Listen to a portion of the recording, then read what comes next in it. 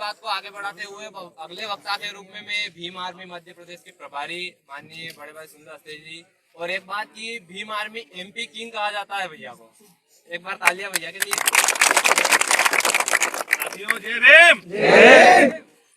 Bhim army का हर एक कार्यकर्ता, हर एक योद्धा अपने आप को किंग समझे, क्योंकि बाबा साहब डॉक्टर भीमराव अंबेडकर ने कहा है, माननीय कांसीराम साहब ने कहा है कि हम इस देश की शासनकर्ता जमात है, हम इस देश के राजा हैं। तो हर व्यक्ति अपने आप को राजा समझे और राजा बनने की दौड़ में शामिल हो। आर्मी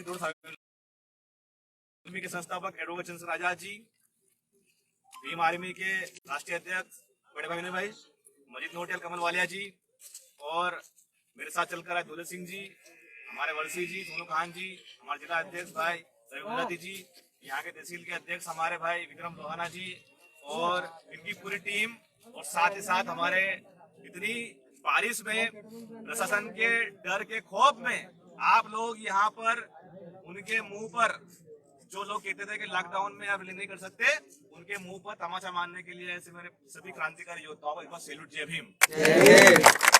साथियों, माननीय साहब कांसीराम ने कहा है कि अगर आपको विधानसभा, अगर आपको लोकसभा में जाना है तो पहले आपको सड़कों पर राज करना पड़ेगा, सड़कों पर अपना राज जमाना पड़ेगा, पहले आपको सड़कों पर अपनी लड़ाई लड़नी पड़ेगी। आपने देखा होगा कि कहीं पर भी पूरे देश के अंदर अगर कहीं पर भी लड़ाई हो जाती है तो वो व्यक्ति, अगर किसी के मर्डर हो जाता है तो वो व्यक्ति सड़कों पर क्यों आता है? उसकी लाश लेके, ताकि उसको न्याय मिले।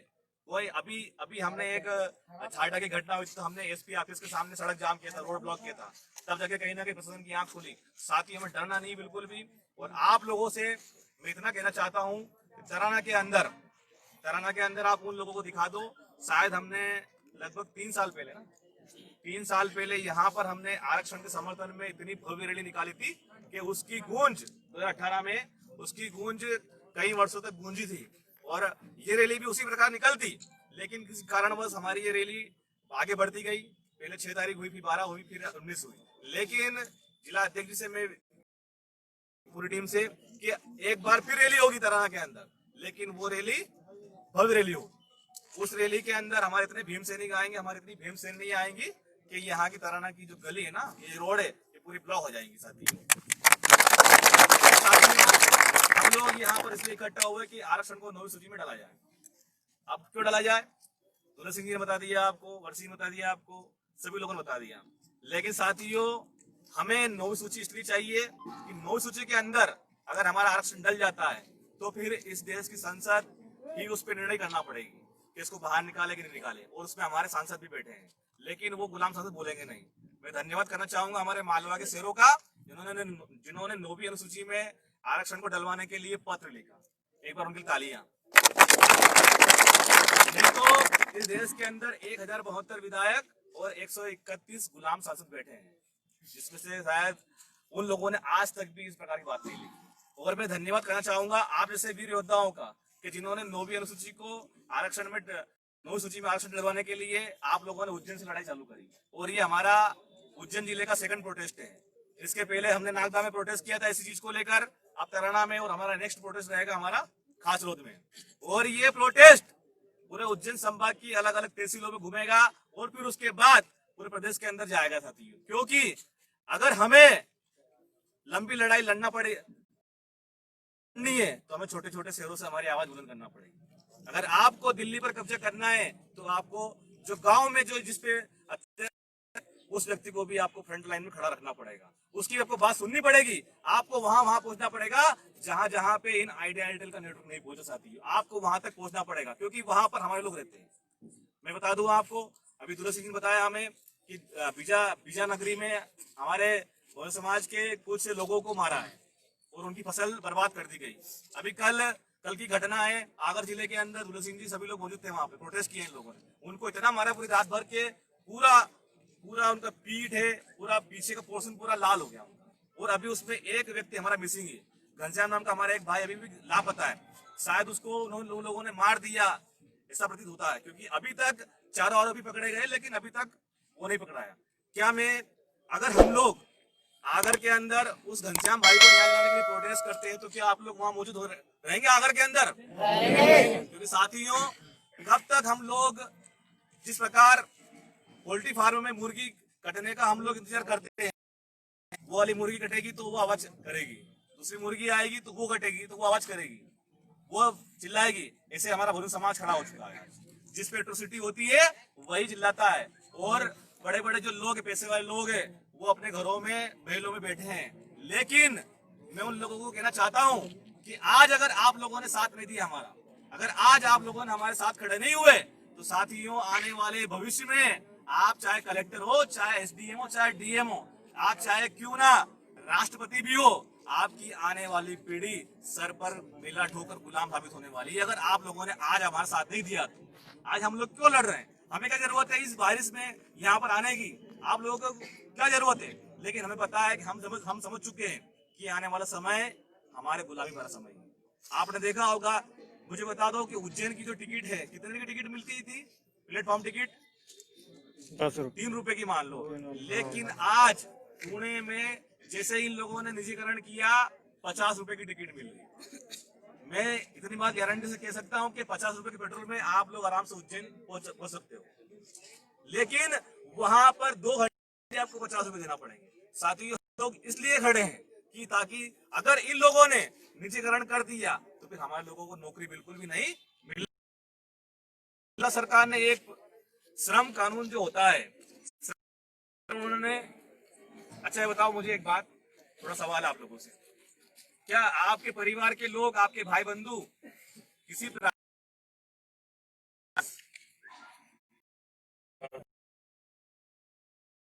बताओ, हाथ खड़े होकर करता है काम? बताओ, सब लोग करते हैं ना।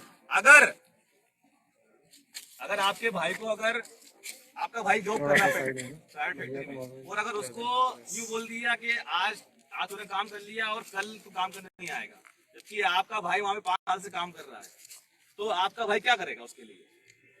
बढ़ जाएगा, जाके कुछ नहीं कर पाएगा बेचारा, अभी कुछ नहीं कर पाएगा। लेकिन बाबा साहब डॉक्टर भीमराव अम्बेडकर ने जो श्रम मंत्रालय बनाया था, श्रम कानून, उसके अंदर उसको अथॉरिटी थी कि आने वाले, अगर उसको पहली बात तो बिगैर नोटिस को उसको हटाया नहीं जा सकता था, और अगर उसको हटा दिया में क्लेम कर सकता था और कोर्ट में क्लेम करके वापस नौकरी हासिल करता, और अगर नौकरी नहीं मिलती उसको तो उसको नहीं मिलती साथी आने वाले परिवार का भरण पोषण कर सके। लेकिन इस मालिकों को दे दिया, फिर चाहे उसको रखेंगे, जो चाहे उसको निकाल देंगे। लेकिन आप फैक्ट्री मालिक से उसकी फैक्ट्री के लिए जमीन उसने सरकारी,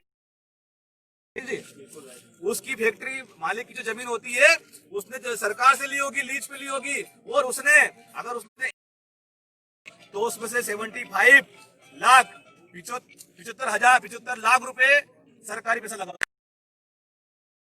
है फैक्ट्री है। साथियों, हम इसीलिए निजीकरण में आरक्षण की मांग करते हैं। हम इसीलिए निजीकरण में आरक्षण की मांग करते हैं। आपको पता होगा कि अगर किसी भी कंपनी, तो आप अगर वहां जाएंगे SC ST OBC के लोग, तो आपकी जाति देख के आपको मैनेजर नहीं बनाएंगे वहां पे। वहां सरकार, आप एक फैक्ट्री के अंदर 5 मैनेजर रखते हैं तो उसमें आबादी के हिसाब से हमारे 3 मैनेजर होना चाहिए। आप सिर्फ ये झूठा ढोल ना पीटे सरकार। साथियों, इन सब चीजों को लेकर हम लोग लड़ाई लड़ रहे हैं, और हमारा मुख्य उद्देश्य ये है कि हम अलग अलग तहसीलों में जाकर अभी प्रोटेस्ट कर रहे हैं। इसके बाद में पूरा प्रदेश व्यापी, जहां से पूरे देश के अंदर सारी हमारी बातें जाएंगी। साथियों, तो आप लोगों ने इतना साहस दिखाया, और एक बड़े बड़े नेता लोग आते हैं तो उनकी प्रोटोकॉल में आप ड्यूटी करते हैं, लेकिन जब हम रैली करते हैं तो हमारे को प्रोटोकॉल देने की बजाय आप लोग, हम भी अगर हमारे कार्यकर्ताओं पर FIR होती है तो हम भी ऑब्जेक्शन लेंगे कि इनके भी बड़े बड़े नेता आते हैं, रैली करते हैं, लेकिन उन पे FIR नहीं होती है। सामने आ जाओ, सब पीछे आ जाओ, सब सामने आ जाओ, इधर आ जाओ, सामने आ जाओ, सब सामने आ जाओ। सबको आवाज आ रही है मेरी? ठीक है, अब तो आवाज आ रही है। तो साथियों, तो हम भी ये डिमांड करेंगे, हम भी ये डिमांड करेंगे कि ये लोग लॉकडाउन का पालन नहीं करते हुए बड़ी बड़ी रैली करते, जनसंपर्क करते हैं, तो FIR इन पे भी हो, एक FIR इन पे भी हो। जो लॉकडाउन के अंदर मंत्रालय का गठन करते हैं, एक FIR उन पे भी बनती है। जो लॉकडाउन के अंदर गांव-गांव जाकर चुनाव प्रचार करते हैं, एक FIR उन पे भी बनती। साथियों, तो हम लोग उसके ऑब्जेक्शन लेंगे। तो प्रशासन कान खोल के ध्यान सुन ले इस बात को कि हम बाबा साहब के डॉक्टर भीमराव अम्बेडकर के बच्चे हैं और संविधान को हमसे पढ़ा है। भाई हमें पता है कि कौन सी धारा कहाँ लगती है और धारा किसको लगती है। और एक बात और, हमारे जब लोग थाने में एफआईआर कराने जाते हैं तो उनसे बदतमीजी से पेश किया जाता है। ये बात सत्य है? 100%। तो प्रशासन के लोग और खास करके मैं हमारे लोगों से बोल रहा हूँ कि जब भी आपके ऊपर एट्रोसिटी होती है, अगर आप एफआईआर कराने जाते हैं तो आप लोग अकेले ना जाएं। अगर आपके गांव में कोई एट्रोसिटी होती है तो संबंधित भीम आर्मी के ग्राम अध्यक्ष, वहाँ के तहसील अध्यक्ष, वहाँ के विधानसभा अध्यक्ष या जिला अध्यक्ष को कॉल करें आप कि सर हमारे साथ ये घटना हो चुकी है। उसके बाद मैं बता दूं आपको कि गारंटी भीम आर्मी लेती है, आपकी एफआईआर 100% होगी एट्रोसिटी एक्ट में। अगर आपके ऊपर एट्रोसिटी हुआ तो भीम आर्मी जिंदाबाद जिंदाबाद जिंदाबाद। आपने देखना पूरे मध्य प्रदेश के अंदर उज्जैन जो एट्रोसिटी जो थाना है, शायद सुनो भाई अपन ने उसका दोबारा आज से 3-4 साल पहले 5 साल पहले हम एट्रोसिटी एक्ट में एफआईआर कराने के लिए गए तो थानेदार क्या बोलता है कि हमारा तो कंप्यूटर खराब है। तो भाई बोला कि ठीक है तेरा कंप्यूटर हम सुधरवाते हैं। साथियों जब से हमने कंप्यूटर सुधरवाया तब से एफआईआर की बिल्कुल बाढ़ लगी वहां पे। और संबंधित थाना इंचार्ज सुन ले इस बात को कि हमारे लोगों से आप तमीज से आना पेश कर दें। आपको सरकार ने जो वर्दी दी है, ये वर्दी हमारे जैसे भाइयों की दम पे आप सैलरी ले रहे हैं। आप इनके टैक्स से पैसा लेकर आपकी वर्दी, आपका घर चल रहा है, तो आपको सरकार ने नौकर बना के रखा। नौकर बन के रहे, राजा बनने की कोशिश ना करे। राजा तो हमारी पब्लिक है जो राजा बना के भेजती है। आपको नौकरी के लिए रखा है, नौकर बन के रहे हैं आप लोग। और ये धमकी किसी और को देना आप लोग कि भीम आर्मी तो पैदा जेल से हुई है, भीम आर्मी तो जेल से पैदा हुई है। क्योंकि आपने देखा होगा कि हमारे पूरे देश के अंदर कोई ना कोई तो हमारे व्यक्ति जेल में पड़े रहते हैं। वो न्याय के लिए रहते हैं। वो ऐसा नहीं आते कि किसी लड़की को छेड़ के चोरी करके डकैती करके, नहीं, बहनों के सम्मान में, दलितों के सम्मान में, आदिवासी सम्मान में, भीड़ों के सम्मान में और उनके हक अधिकार के लिए जब प्रोटेस्ट करते हैं तो सरकार उनको चुप कराने के लिए जेल में डाल देती है। उनकी आवाज नहीं पहुंचे इसके लिए उनको जेल में डाल देती है। लेकिन अब हम समझ चुके हैं, हमारे लोगों को धीरे धीरे समझ में आ चुका है कि कौन सी प्रोटेस्ट में कौन सी धारा लगती है। दूल्हे सिंह जी के पास फोन आया, इनके पास फोन आया तो इन्होंने कहा कि आप एक काम करो थानेदार साहब, आप एक काम करो कि एफआईआर आप कर रहे हो तो धारा मुझसे पूछ लो। इन्होंने धारा बताई इन्होंने धारा बताई कि 151 इनके तहत कार्य कर देना अगर करना है आपको। तो बिल्कुल डरे नहीं आप लोग, भीम आर्मी आपके साथ खड़ी है कंधे से कंधा मिलाकर। और खास करके मेरा एक निवेदन आप लोगों से ये है कि आप जो नई शिक्षा नीति आई है इसको आप समझे। इस शिक्षा नीति के तहत हमारे लोगों को गुलाम होने साजिश हो रही है। इसमें आपके बच्चों को, अपने बच्चों को सरकारी स्कूल में जो पढ़ते हैं जो लोग, उनको बचपन से, हमारा बच्चा रहता था तो क्या बोलता था, एबीसीडी पढ़ता था, इंग्लिश पढ़ता था। लेकिन अब हमारे बच्चों को इंग्लिश पढ़ने से दूर करने जा रहे हैं लोग। तो आप ये गांव जाकर समझाएं कि शिक्षा नीति हमारी क्या होने वाली है, हमारे बहुजन समाज के ऊपर क्या होने वाला है। आप लोगों ने देखा होगा कि गांव के अंदर जो राशन कार्ड बनते हैं वो भी बड़े बड़े पैसे वालों के बनते हैं, हमारे गरीबों के नहीं बनते। तो आप उस पर भी नजर बना के रखें। जिस गांव के अंदर अगर पैसे वाले को कुटी की योजना का फायदा हुआ है तो उसकी भी आप लिस्ट बनाएं। जिस गांव के अंदर अगर मनरेगा के तहत अगर उसने पैसा निकाला है तो उसकी भी आप जानकारी निकाले। और जिस गांव के अंदर सरपंच और सचिव ने सरकारी घोटाला करके वहां पे जमीन हड़पी है, उसकी भी जानकारी दे आप हमें। भीम आर्मी जाएगी और उस सरकारी जमीन को जिसको जरूरत है एक्चुअल में उसको दिलवा कर रहेगी। आज देखा होगा आपने कि हमारे लोगों के पास जमीन नहीं है, लेकिन इन लोगों के पास में जमीन है। जमीन क्यों है? माननीय कांसीराम साहब ने कहा था कि हमें हमारी जमीन दो। जो जमीन सरकारी वो जमीन हमारी है, जो जमीन सरकारी वो जमीन हमारी। तो हमें साथियों उस जमीन पे आप कब्जा करें, आप लोग लड़े। कोई सा भी हक अधिकार आपको मुफ्त में नहीं मिलता। एक बच्चा जब रोता है तभी उसकी माँ उसको दूध पिलाती है, इसे नहीं पिलाती उसको जब खेलता है। तो आप लोग प्रोटेस्ट करें, आप लोग अपने अधिकारों के लिए लड़ें। ये बात आप हंसने वाली बात नहीं, ये बात मैं आपको बता रहा हूँ एक्चुअल बात जो है। क्यों? इसलिए कि अरण्या के अंदर जो प्रतिमा लगाई है वहां पर अपने लोगों की, दलितों की जमीन छीन के वहां पर गिट्टी की मशीन बना ली, वो फैक्ट्री बना ली। उसके बाद फिर वहां पे कई एकड़ों में जमीन है जो सरपंच और इन लोगों ने मिली भगत से उनके नाम से करवा ली। जब हमने बाबा साहब की प्रतिमा के लिए जमीन मांगी तो पहले ये गांव वही है, उस गांव के अंदर हनुमान जयंती पे अपने लोगों को भंडारा किया था तो हमारे लोगों को क्या बाहर बिठाया था उन्होंने। ये गांव वही है, ये अन्य गांव वही है और उसके लिए भी हमने लोगों ने जाम किया था। तो इसी गांव के अंदर जब भीम आर्मी ने उस जमीन पर अपना बोर्ड गाड़ा भीम आर्मी का, तब उस बोर्ड पे वहां के मनुवादी लोगों ने मूतने का काम किया। ये गांव वही है। हमारी आग क्यों है? इसलिए हमारी आग इसलिए हमको आग इसलिए लगी है कि उस गांव के अंदर 2 बार हमारे लोगों पर अट्रॉसिटी हो चुकी है, लेकिन कोई भी वहां पर नहीं पहुंच पाया। तो इसलिए साथी हमने प्रोटेस्ट का प्लान किया है और लाइव माध्यम से सुन ले आप ये बात कि कल हम लोग पूरी टीम के साथ आ रहे हैं और मुझे उम्मीद है कि यहाँ से भी आप लोग चलने का प्रयास करेंगे। वहां पर हम लोग पहुंच रहे हैं, आप सभी साथी वहां पर पहुंचे अरण्या, और उस मनवादी सरकार को और थाना से प्रशासन को आप लोग दिखा दे कि बाबा साहब के सम्मान में जिन्होंने बहुजनों के सम्मान में, दलितों के सम्मान में, आदिवासी सम्मान में अपने बीवी बच्चों को कुर्बान कर दिया। पता है आपको, जब उनके बच्चे का देहांत हुआ तो उनके पास वैसे भी नहीं था संस्कार के लिए। तो हम ऐसे व्यक्ति के सम्मान में अगर एफआईआर तो क्या, अगर हमारे ऊपर अगर फांसी का फंदा भी लटकेगा तो हम हंसे से कुर्बान हो जाएंगे उस व्यक्ति को। उस व्यक्ति ने हमें जो दिया है, डॉक्टर भीमराव अम्बेडकर ने वो दिया है। बेगा तो मुझे मेरी माँ और मुझे बाप ने कर दिया, लेकिन ये कपड़ा और ये इस प्रकार का मैं जो बोल रहा हूँ, ये कपड़ा पहनो, चश्मा पहन रहा हूँ, ये अधिकार मेरे बाबा साहब भीमराव अम्बेडकर। तो आप लोग पहुंचे किस तारीख को साथियों, और समय काफी हो चुका है। और आप सभी साथियों के लिए एक बार हमारे उपाध्यक्ष जी और प्रवक्ता जी बोलूंगा कि आप एक बार इनके सम्मान में नारे लगा दें 1-2 बार हमारे साथियों सम्मान में। जय जय जय जय जय भीम, जय भीम, जय भीम। एरो की ना गेरो की, भीम आर्मी शेरों की। जो हमसे टकराएगा चूर हो जाएगा, जो हमसे टकराएगा चूर हो जाएगा। बाबा साहब का हनन हुआ तो खून बहेगा सड़कों पर, बाबा साहब का हनन हुआ तो खून बहेगा सड़कों पर। हमारी मांगे पूरी करो, पूरी करो, पूरी करो। आरक्षण जिंदाबाद, जिंदाबाद, जिंदाबाद। आरक्षण जिंदाबाद, जिंदाबाद, जिंदाबाद। निजीकरण को बंद करो, बंद करो, बंद करो। निजीकरण को बंद करो, बंद करो, बंद करो। श्रम कानून वापस लो, वापस लो, वापस लो। शिवराज सरकार मुर्दाबाद, मुर्दाबाद, मुर्दाबाद। शिवराज सरकार मुर्दाबाद, मुर्दाबाद, मुर्दाबाद। साथियों जय भीम, जय भीम आर्मी। और अब सभी लोग बिल्कुल संवेदनशील से हम लोग जहाँ चलना हम चले। जय भीम। बहुत धन्यवाद प्रवक्ता जी को, इन्होंने बहुत अच्छी बात कही। और इसी बात को आगे बढ़ाते हुए हम भीम आर्मी मध्य प्रदेश के उपाध्यक्ष, ये माना जाए तो एमपी के दूसरे रावण माननीय दुर्गे सिंह जी से आग्रह करूंगा कि युवाओं को जोश दे, समझाई दे।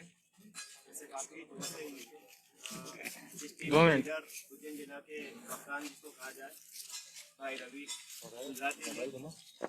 और सुनील अस्ले जी, प्रदेश प्रभारी जी, प्रदेश प्रवक्ता जी राजेश वर्षी जी, और हमारी छोटी सी जान जिला प्रभारी और तमाम ताराना तहसील के जाबाज साथियों, आप ये भैया का चल रहा मोबाइल कबूल कर लें।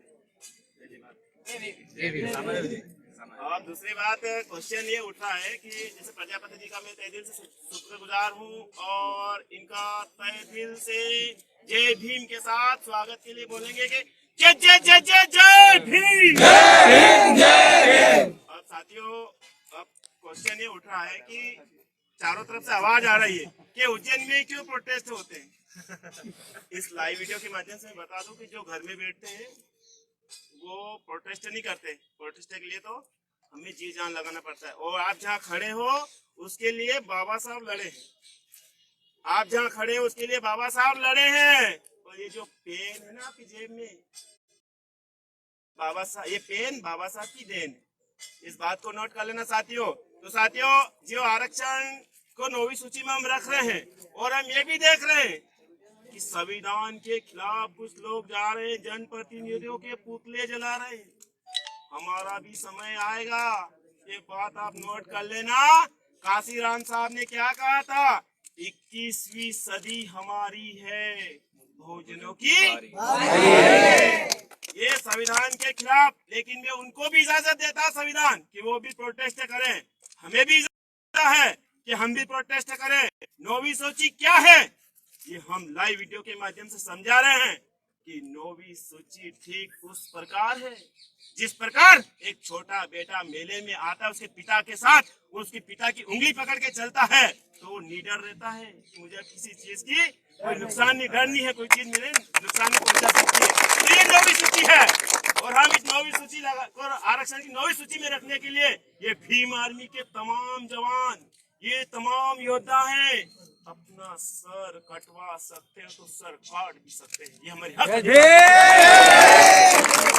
9वीं सूची में, अगर यही 9वीं सूची में हमारा आरक्षण रखा जाता है तो साथियों हम लोग सुरक्षित हो जाते हैं, फिर हमें धरना वरना की जरूरत नहीं पड़ेगी। क्यों? क्योंकि ये गूंगी बेरी सरकार, ये मनोवादियों की सरकार वोट का बहाना लेकर हमारा संविधान खत्म कर रही। क्यों? क्योंकि उनको तो मालूम है कि हम डायरेक्ट इसको आरक्षण को खत्म करेंगे तो हमारी वोट बैंक खसक जाएगी। इसलिए क्या कहते हो कि कोर्ट का आदेश है। अरे भैया, कोर्ट को चला कौन रहे हो? तुम ही लोग तो चला रहे हो। जिसने अयोध्या राम मंदिर का फैसला दिया उनको तुम राज्यपाल बना रहे हो, जिसने अमित शाह को बरी करा उसको तुम राज्यपाल बना रहे हो और कोर्ट का बहाना बना रहे हो। अब ये ओबीसी समाज भी जान चुकी है। भाई साहब ने कहा कि हम जान चुके हैं कि असली घर कौन सा है, मैं खतरे में आ गई। अरे भाई, महीने तेरी रोजी रोटी खतरे में आ गई। हम लोग तेरे से नामकरण नहीं जानने आ रहे, हम लोग की शादी का मुहूर्त पूछने नहीं जा रहे, तो बोला कि धर्म खतरे में आई गया। फिर बोलता है वो सोनू भाई के बारे में गलत जानकारी देते हैं, 20 साल बाद मुसलमान को राज आ जाएगा। अरे 20 साल बाद मुसलमान का राज आ जाएगा और 20 साल पहले इनका 1000 साल पहले इन्होंने राज करा 800 वर्ष तक, हमें कोई तकलीफ नहीं रही है। आज मैं कोट पहन के खड़ा हूँ, ये इस कौम की, इनके पुरखों की देन है कि इन्होंने बाबा साहब के लिए कर रहे हैं। हमारे आरक्षण का विरोध कौन कर रहा है? हमारे जनप्रतिनिधियों के पुतले कौन जला रहे हैं? ये हमें देखना पड़ेगा साथियों। समय बहुत कम है और हम लोग, आप लोगों को मैं बता देता हूँ, उन्होंने कहा था हमारे इतने एसपी नहीं है, हमारे इतने आईजी नहीं है। अरे प्रजापति जी, रोने से काम नहीं चलेगा। हम लोग वोट दुश्मन को देते हैं, वोट गुलामों को देते हैं, वोट उनसे दुश्मन को देते हैं, उनसे हम सुरक्षा मांगते हैं। मैं आपको बता दूं कि अगर चूहा मिन्नी किसी के पास जाके सुरक्षा मांगेगा तो वो कभी भी उसकी सुरक्षा नहीं कर सकते। बकरी, अगर शेर के पास जाके बोलती है कि शेर काका मेरी सुरक्षा कर लेना, जिस दिन शेर को जरूरत लगेगी उस दिन उसको निपटा देगा। लेकिन हम लोग तो मुर्गी से भी गए बीते हैं, हम लोग मुर्गी से भी गए बीते हैं। आपने मुर्गी देखी होगी और सब लोग गांव के मुर्गी पालते होंगे। जब सुबह सुबह हम मुर्गी को अपने घर से छोड़ते हैं ना, तो वो पड़ोसियों के घर में दिन भर दाना पानी चुगती है। जब अंडे देने की बारी आती है तो वो मालिक के घर आके अंडा देती है, क्योंकि वो जानती है उसका 100 ग्राम का भेजा है और हमारा 250 ग्राम का है। जब वोट देने की बारी आती है हम बीजेपी कांग्रेस को वोट देते हैं और फिर सुरक्षा किससे मांगते हैं? तो साथियों, हमें मुर्गी से ज्यादा हमारा दिमाग है, हमें इस्तेमाल करना पड़ेगा। हमें ताकत कहाँ से मिलती है? राजनीति से मिलती है। बाबा साहब का उंगली का इशारा क्या है? बाबा साहब ने यूं नहीं कहा कि फलाना जाना है, उन्होंने कहा था कि हे मेरे समाज के लोगों, तुम दिल्ली और भोपाल कब्जा करो जहाँ तुम्हारा भविष्य बनता है और बिगड़ता है। लेकिन हमारे समाज के लोग उनके विपरीत चल रहे। हम क्या बाबा साहब से ज्यादा ज्ञानी हो गए? माननीय कांशीराम साहब ने क्या कहा था? हम उनके आदेश का पालन नहीं कर रहे हैं। तो साथियों, इस दुनिया में, इस भारत देश में सबसे बड़ा संगठन जो खड़ा हुआ है और माइनॉरिटी की अगर कोई सच्चा हितैषी है तो वो बड़े भाई चंद्रशेखर आजाद बब्बर शहर, जो दूसरे लोग बैठे हैं दलितों की राजनीति सीखने वाले। एक और कोई एक्शन पेक्शन कमेटी आपने मालूम होगा एक डाली थी, एक दलित ये फलाना आदमी भीम आर्मी ने ये SC/ST का झूठा मुकदमा दर्ज करा थे। मैं बोल दूं वो लोग भी हमारे पास आए थे एक बार मुकदमा दर्ज करवाने के लिए, तो क्या वो हम लड़ी है? तो वही लोग, हमें तकलीफ तो उससे हो रहा जो हमारा खा रहा है, हमारा पी रहा है, हमारी जयकार हमारे बाबा साहब के नाम से, लेकिन वो उन पार्टियों के मिल में है। वो उनकी गलत फहमी है कि उनका मैं तलवार चाट लूं मुझे टिकट मिल जाएगी। ये हरगिज नहीं हो सकता साथियों। ये अब गांधी जी वाला बहुजन है, ये बाबा साहब वाला बहुजन है, गांधी जी वाला हरिजन नहीं है जो उनका कहना मान लेंगे। साथियों, इसी आशा उम्मीद के साथ, बीमारी भी बहुत बड़ी है, चल रही है, तो मैं आपसे निवेदन करूंगा कि सोशल डिस्टेंस का पालन भी करें और प्रशासन का साथ भी दे। और कल जो अन्य कला में जो मूर्ति स्थापना, इस प्रशासन देखो, इनके लिए लुटेरे के लिए जमीन दे दी थी सरकार, जैसे आसाराम को जमीन दी, लेकिन बाबा साहब की मूर्ति के लिए सरकार के पास जमीन नहीं है। जिन्होंने भारत का सबसे बड़ा संविधान रचा, उसके लिए जमीन नहीं है। तो साथियों, आपसे मैं आग्रह करने आया हूँ, आपसे मैं निवेदन करने आया हूँ कि यहाँ बैठे हैं सब 5-5 लोग अपने साथ लेकर कल अन्य कला में पहुंच रहे, हम भी पहुंच रहे। हम देखते हैं कि हमारी बाप की मूर्ति कैसे नहीं लगने देंगे वो लोग।